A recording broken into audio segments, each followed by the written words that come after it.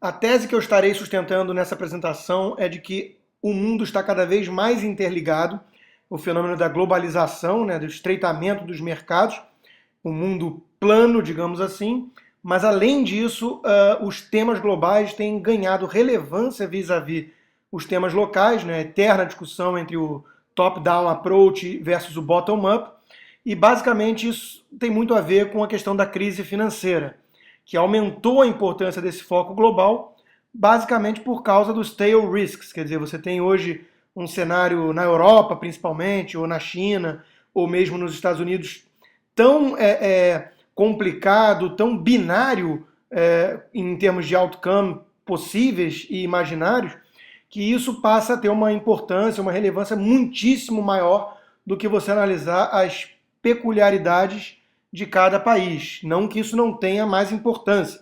Apenas vou sustentar a ideia de que os fatores globais ganharam mais peso, especialmente nos últimos anos com a crise.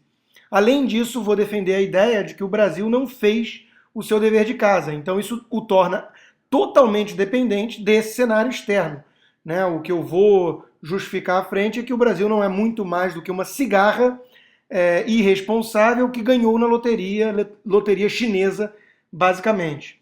E aí finalizo então com essa frase interessante de um trader conhecido, Martin Zweig, que diz que às vezes, né, examinando muitas árvores, a gente acaba perdendo a visão da floresta.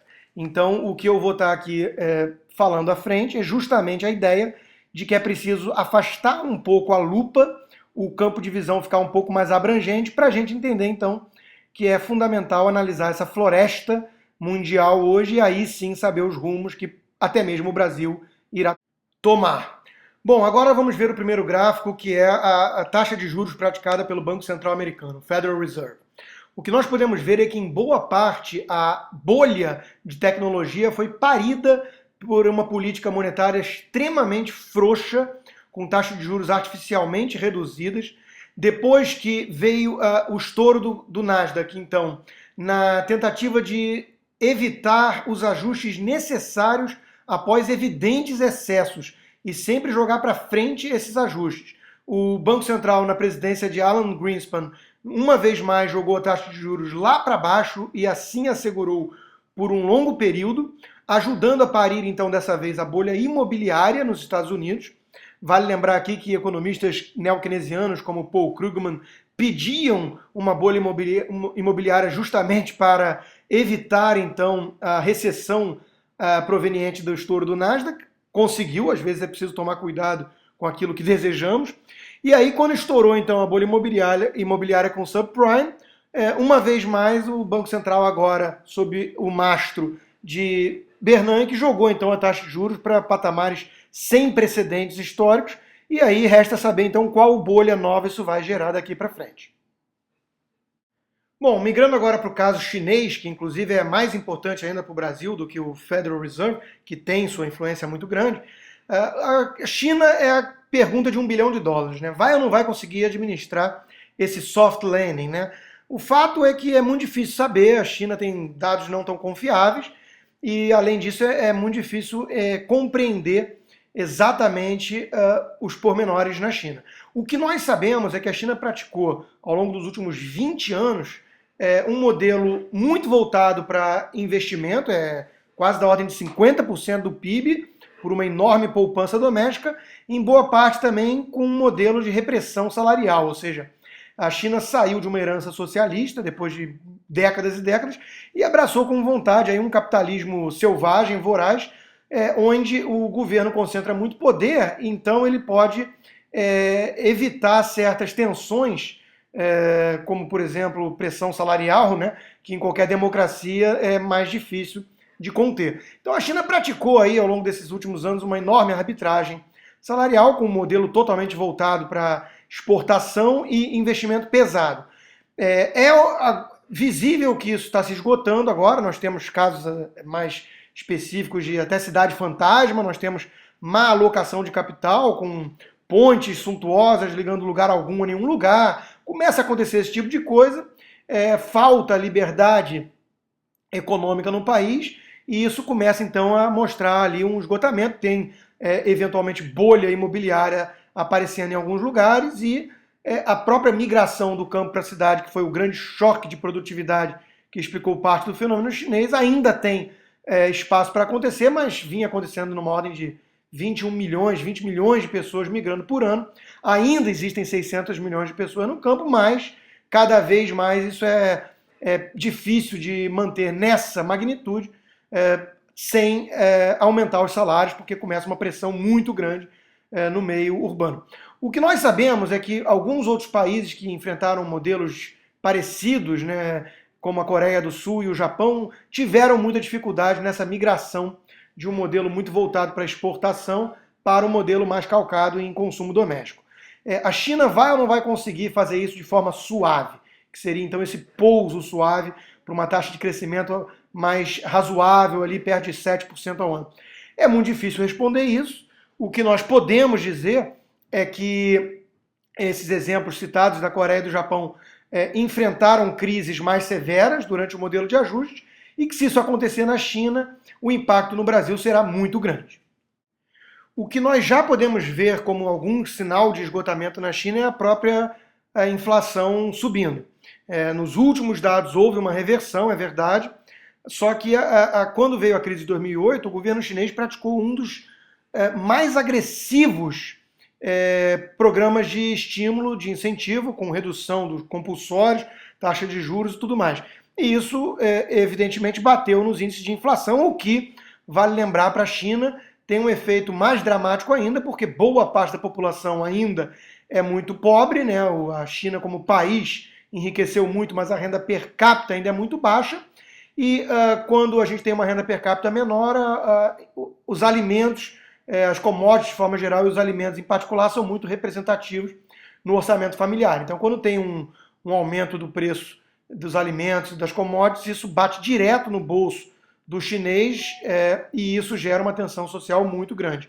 Então a inflação é coisa séria demais no mundo todo, obviamente, mas na China em particular é mais sério ainda e as autoridades chinesas estão atentas a isso e já começam então a ficar mais ou menos de mão amarrada. Hoje muita gente deposita esperança em nova política, nova rodada de afrouxamento monetário na China para salvar o crescimento mundial, mas fato é que isso, como fica mais claro nesse gráfico, tem suas limitações e as autoridades chinesas estão cientes disso e têm deixado claro em certas declarações que não estão dispostos, então, a permitir um descontrole inflacionário, porque isso seria possivelmente fatal para o Partido Comunista Chinês.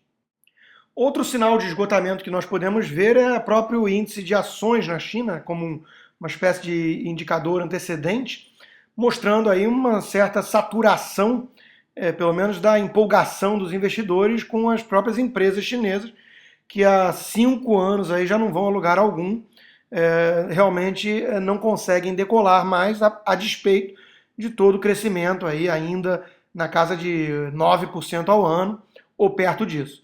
Então é mais um sinal de alerta que mostra que esse modelo chinês até então vigente pode estar realmente chegando perto do fim.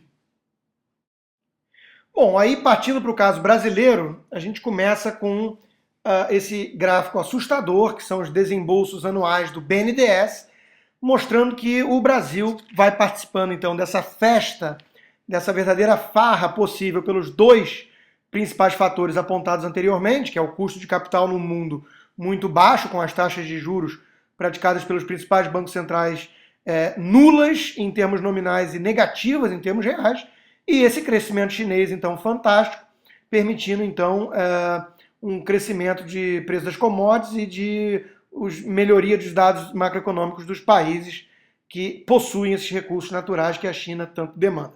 Então, isso fez com que o Brasil pudesse usar seus instrumentos públicos no setor financeiro de forma bastante agressiva. Esse gráfico resume bem o modelo adotado pelo governo PT chamado capitalismo de compadres. Quer dizer, nós temos um governo que usa mais de 140 bilhões de reais por ano, tem usado, né, como financiamento para poucos grandes grupos nacionais, selecionando os campeões então de cima para baixo, um modelo onde há pouca liberdade econômica, há pouca destruição criadora, para usar o termo de Schumpeter, e há muito daquilo que quem é um pouco mais velho no Brasil ou quem já leu conhece, que foi o modelo adotado pela ditadura da época Geisel, com as estatais servindo como locomotiva, então, para o crescimento do PIB no país.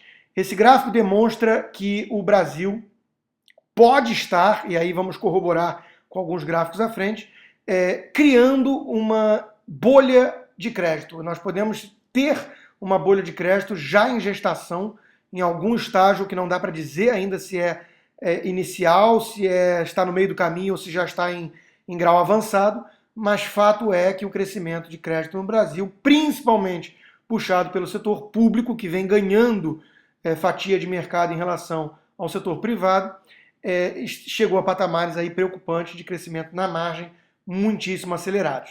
Vale lembrar também que Marx, em seu Manifesto do Comunismo, colocou como principais metas para se chegar ao comunismo, logo o quinto indicador era então o crédito monopolizado pelo Estado. Nós no Brasil já temos 40% do crédito na mão do governo. Isso é muito preocupante.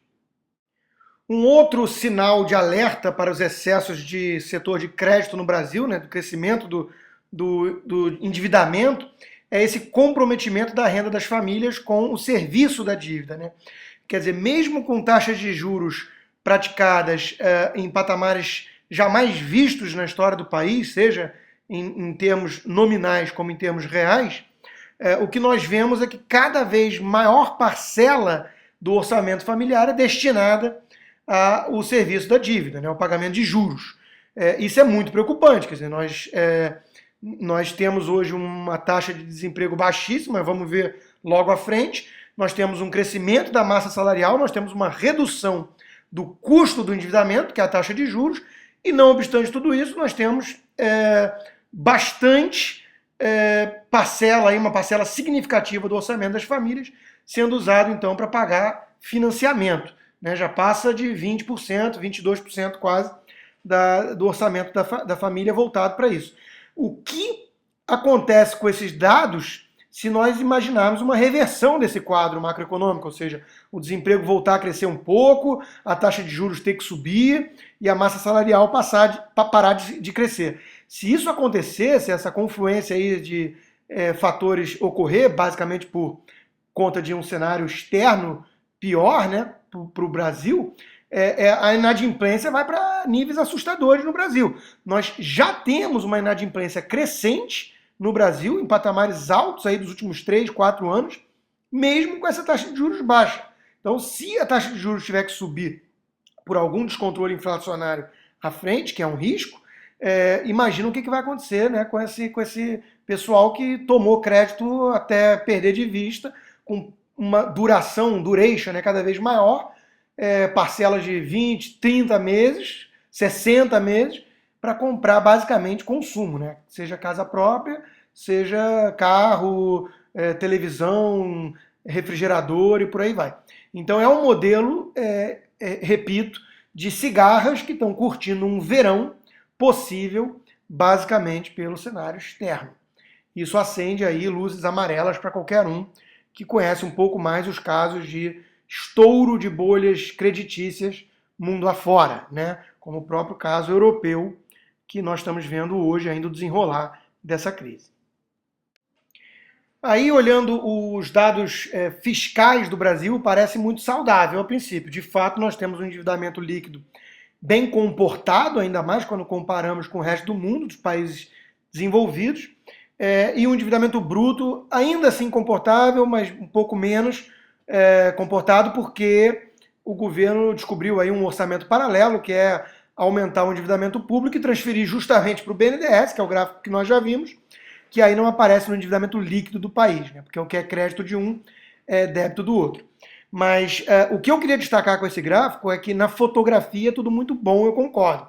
Só que quando você olhava a Espanha antes do estouro da bolha imobiliária, quando você olhava a Irlanda, Portugal, a Grécia eu não vou nem usar aqui como exemplo porque tinha fraude contábil e tudo mais.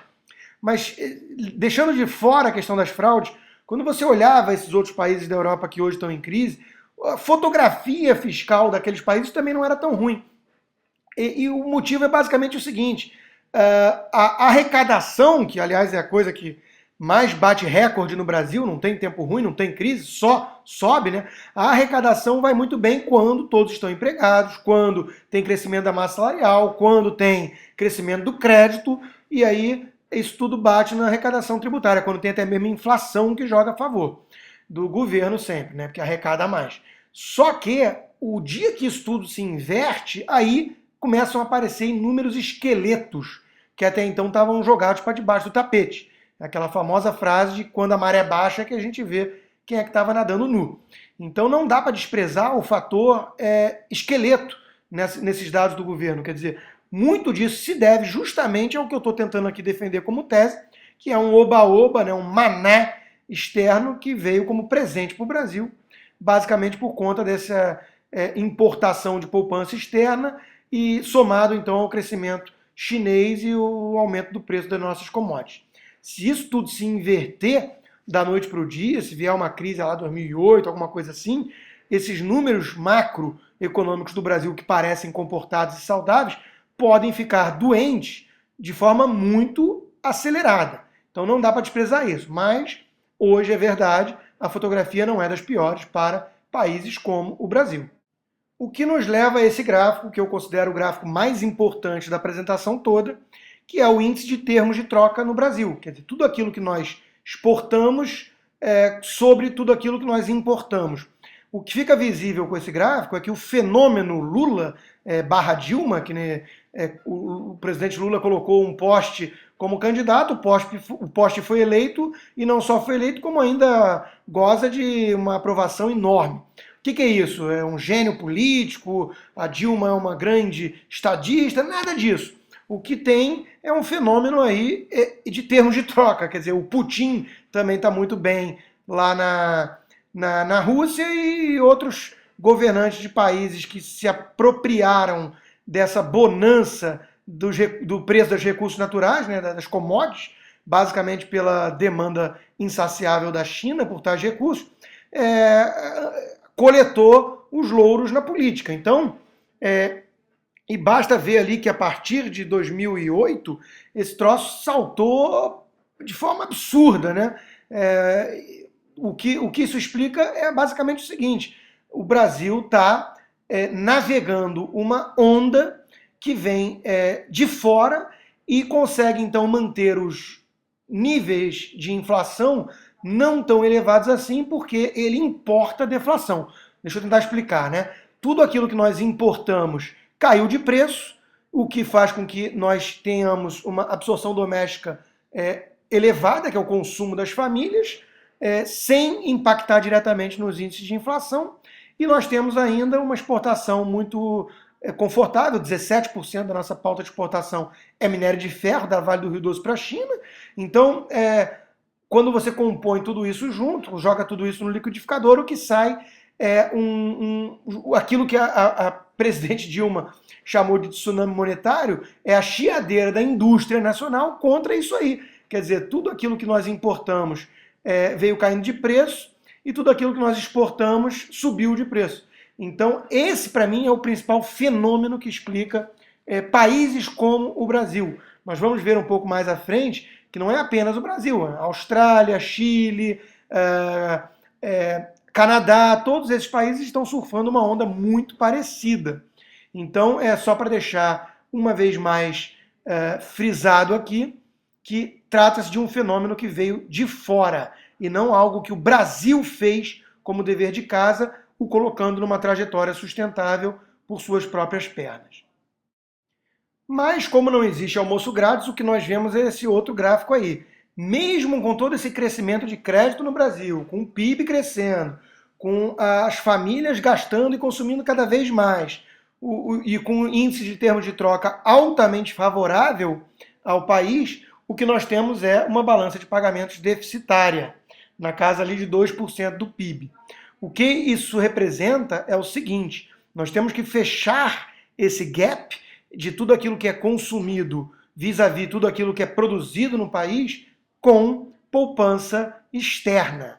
falta produção suficiente no Brasil para satisfazer tanto consumo calcado em crédito sem lastro, o que leva então a essa necessidade de fechar a conta com a entrada de poupança externa. O Banco Central considera isso uma situação estruturalmente favorável ao Brasil. O que ele quer dizer com isso é que ele considera isso um maná eterno. Hoje mesmo saiu a ata do cupom e ele coloca nesses termos lá, né? Isso é uma condição permanente. Ora, não dá para ser razoável e ao mesmo tempo assumir como premissa que vai ser permanente a oferta de poupança externa para o Brasil.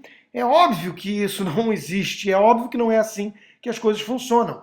Quando alguma hora na frente os investidores estrangeiros cansarem por algum motivo dessa brincadeira, seja porque o Brasil começou a mostrar esgotamentos claros desse modelo, seja porque lá fora o cenário se reverteu, essa coisa vira muito rápida. E aí o Brasil ainda é um país dependente, então, da entrada de recursos de fora. Então é muito curioso ver a presidente Dilma condenando o tal tsunami monetário, ao mesmo tempo que nós necessitamos dele para fechar nossas contas.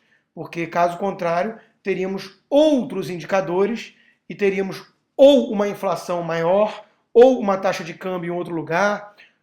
O que não dá é para achar que vai controlar todas as variáveis econômicas com um ou dois instrumentos praticados pelo governo. Isso não é possível em economia. Por isso, Milton Friedman já chamava a atenção que não existe almoço grátis. Você não consegue controlar taxa de inflação, taxa de câmbio, taxa de crescimento da economia, tudo isso com os instrumentos do governo. E aí mostra justamente a ausência do almoço grátis. A taxa de inflação no Brasil vem rodando sistematicamente acima da meta do governo, que já é uma meta muito elevada para padrões internacionais, né, de 4,5%, centro da meta com mais 2 ou menos 2, o que leva até 6,5%. No limite, é uma taxa muito alta e o Brasil vem praticando, então, índice de inflação em torno de 5,5%. Vale destacar que esse índice de 5,5% se deve muito àquela importação da deflação já citada antes, que está no índice de termos de troca também.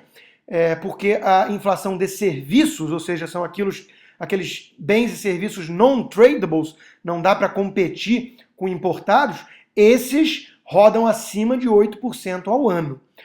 Taxa para burro. Então, o Banco Central no Brasil vem meio que brincando aí com essa inflação em um país altamente indexado, um país que tem um histórico de hiperinflação não tão distante assim, e acima da meta o tempo todo, e o Banco Central ainda jogando para baixo na marra a taxa de juros, achando que vai estimular, então, mais o crescimento da economia sem isso aparecer na inflação. Eu costumo fazer uma analogia de que esse governo tem sido mais ou menos como um adolescente brincando de riscar fósforos em um paiol de pólvora. É possível que a inflação não saia de controle, mas também é possível o contrário e o governo tem brincado com fogo. Bom, aqui eu não vou perder muito tempo porque tudo já foi explicado antes, mas esse gráfico mostra aí o desemprego no Brasil, ele mostra aí o fenômeno de popularidade de Lula e Dilma. Quer dizer, realmente nós não temos, desde o histórico compilado de desemprego medido pelo IBGE no Brasil, indicadores tão reduzidos assim. Nós estamos em pleno emprego, esse que é o fato, o que explica, inclusive, a inflação de serviços rodando ali acima de 8% ao ano, eventualmente 9%. Então é isso, quer dizer, todo mundo no Brasil que quer está empregado. Isso é muito preocupante porque nós não temos choque de produtividade da mão de obra, graças a investimento em educação, melhoria de qualidade da mão de obra, qualificação, nada disso. O que nós temos é um presente de fora, como já cansei de repetir, e isso se traduz, então, todo mundo empregado, com pressão salarial, com pressão na inflação, todo mundo consumindo a beça, muito calcado em crédito sem lastro, o que também depende de importação de poupança externa e por aí vai. Quer dizer, você vai juntando as peças do quebra-cabeça, é isso que nós temos no Brasil. Eu estou tentando explicar aqui a historinha de uma cigarra que acha que o verão vai durar para sempre, que está, então, cantando por conta disso, feliz da vida, gastando, gastando e gastando. E aí, como um possível indicador antecedente, nós temos também a Bolsa Brasileira, medida pelo Ibovespa. Ressalvo aqui que não é um índice muito adequado, porque não representa exatamente a economia brasileira, tem muita estatal ali dentro, como a Petrobras tem um peso muito grande, muitos recursos, empresas ligadas a recursos naturais, que não é exatamente a composição do PIB no Brasil, mas é sim um indicador de onde está indo a economia, e o que nós vemos é um indicador antecedente, e o que nós vemos é que os investidores, a despeito de toda euforia que a gente pega aí pela imprensa, principalmente estrangeira, né, que o Brasil está na moda, é o queridinho, quando isso vai se traduzir em bolsa, nós vemos que já há um claro esgotamento, o indicador em torno ali de 60, 62 mil pontos no Ibovespa é o mesmo que estava em 2007, antes da crise de 2008. Então já tem aí uns 5 longos anos que ele não vai a lugar algum. Isso acende uma luz amarela de que pode ser que os investidores estejam cansando ou enxergando um pouco melhor esse modelo insustentável que o Brasil vem praticando. E aí a gente começa a entender agora o porquê que esse modelo não é sustentável. Por causa dos velhos gargalos da economia brasileira, o tal custo Brasil, que nenhuma reforma estrutural, repito, foi feita pelo governo para endereçar esse problema. Então nós temos, por exemplo, uma formação bruta de capital no Brasil, né, uma poupança que represente lastro para investimento produtivo, extremamente reduzida. Né? Enquanto a poupança brasileira não chegar mais perto ali de patamares como 25% do PIB, não vai ter como o Brasil mostrar taxas de crescimento sustentáveis de 4%, 5% ou mais. E qual é o principal motivo, então, para essa reduzida poupança? Obviamente, a hipertrofia do governo. O governo arrecada quase 40% do PIB e gasta tudo isso para manter a máquina estatal, para transferências de renda, sobrando menos de 1% para investimento.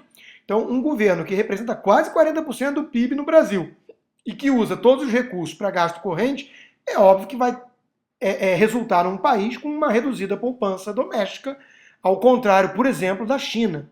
Então, enquanto essa poupança for desse patamar medíocre, nós não poderemos sonhar no Brasil com taxas sustentáveis de crescimento acima de 4%. Outro grande gargalo conhecido por todo pequeno e microempresário no Brasil é isso aí, né? O Banco Mundial calcula o índice de doing business, né? Que é a facilidade de fazer negócios no país, e o Brasil está lá na rabeira, 126º lugar nesse ranking aí. Quer dizer, realmente todo mundo sabe que, eu não preciso me estender muito nisso, todo mundo sabe que é uma loucura você resolver ser empresário num país como o Brasil. E nada, eu repito, foi feito por esse governo que aí está para facilitar a vida dos empresários no Brasil. Bom, esse gráfico eu não vou ter a pretensão que vocês enxerguem muito bem, mas eu vou dizer o que é basicamente. É o PISA, né, que mede aí a qualificação do ensino nos países, no mundo todo, e o primeiro é matemática, o segundo é ciências. O que nós vemos é a setinha ali que aponta para o Brasil na média, né, e lá na rabeira do ranking novamente. Então isso é só para frisar uma vez mais que não foi feita nenhuma mudança estrutural que aumentasse a produtividade do trabalho no Brasil. Quer dizer, nós ainda temos uma mão de obra altamente desqualificada, analfabetos funcionais tomaram conta do país e nada foi feito por esse governo para endereçar esse problema. Isso leva tempo, mas mesmo assim não foi nem sequer iniciado um processo de mudança nesse quesito tão importante no século XXI, na era da informação e do conhecimento. Então, isso é só para reforçar a ideia de que esse aumento todo da massa salarial, essa queda toda do desemprego, tudo isso se deve a fatores exógenos e não a dever de casa feito pelo próprio Brasil. Esse é um dos mais conhecidos itens do custo Brasil, é o verdadeiro manicômio tributário, né? Uma taxa escandinava com serviços africanos prestados pelo governo. além de tudo, a complexidade dos impostos, não apenas a sua magnitude assustadora, como a sua complexidade, que faz com que o brasileiro perca, em média, 2.600 horas por ano só para pagar os seus impostos. Então, o manicômio tributário já é conhecido no Brasil. Repito, nenhuma reforma tributária sequer encaminhada por este governo que aí está. E aqui está outro grande trunfo do Brasil que faz com que ele seja, então, bem visto em termos relativos nesse verdadeiro concurso de feiura mundial, que é a demografia, ou o bônus demográfico. O Brasil ainda conta com uma população extremamente jovem, o que faz com que o rombo previdenciário desse modelo de bem-estar social, que vem implodindo o mundo afora, né, como principalmente na Europa, mas nos Estados Unidos já começa também a pipocar, faz com que no Brasil, então, a verdadeira bomba relógio da Previdência não seja ainda uma questão iminente. O que eu gostaria de chamar a atenção aqui é que isso vai mudar rapidamente. Nós temos hoje uma razão de 5 trabalhadores economicamente ativos para cada um aposentado, só que em poucos anos, ali em 2030, logo ali na frente, esse ratio, essa razão vai cair pela metade. Nós vamos ter apenas 2,5 trabalhadores para cada aposentado, o que já começa a ficar muito mais insustentável. Eu chamo a atenção também que o Brasil, nesse cenário, nesse aspecto previdenciário, é um espelho dos Estados Unidos. Nós temos aqui algo como 13% de gasto previdenciário sobre o PIB para uma população de idosos de 6% do total. Nos Estados Unidos é justamente o contrário, 6% de gasto com a Previdência sobre o PIB para 12% de população idosa. Imagina quando o Brasil começar a envelhecer. Ele corre o velho risco de ficar velho antes de ficar rico. Bom, agora nós vamos começar a ver alguns gráficos rapidamente de evidência empírica de tudo isso que foi dito até agora. Lembrando, né, que o Brasil nada mais é do que uma cigarra que ganhou na loteria, e a loteria chama-se China, mais custo de capital zero no mundo. Esse primeiro gráfico, então, é uma correlação do nosso índice de ações com o índice de ações de países emergentes como um todo. Bom, o que nós podemos ver aí, fala por si próprio o gráfico, né, é que andam absolutamente juntos, ou seja, grandes méritos de governo Lula, de governo Dilma, né? Obviamente que não tem nada disso. Quem analisa um pouco mais de longe o cenário sabe que a floresta é que está favorecendo esses países emergentes e não coisas específicas feitas pelo governo. Muito pelo contrário, o que o governo pode fazer é ajudar a estragar essa festa que os outros estão curtindo. Vale lembrar que o Brasil tem um crescimento pífio quando comparado aos demais países emergentes. Já esse outro gráfico mostra então a correlação do CRB, que é um índice que mede o preço das commodities no mundo, com o índice de ações do Brasil. Novamente, vemos uma elevada correlação, eles tendem a andar de mãos dadas, né, o que é mais uma corroboração da tese de que é um fenômeno global e que esse fenômeno deve-se muito, então, ao Federal Reserve, que é o Banco Central americano, de um lado, debasing the currency, que é desvalorizando sua moeda, o que faz o preço de tudo subir em dólar, principalmente as commodities, que são negociadas em dólar, e a China com demanda insaciável por esses recursos. Quando nós vamos para casos específicos, como a Vale, por exemplo, é mais uma indicação de que esse cenário global tem sido muito mais predominante do que os casos específicos.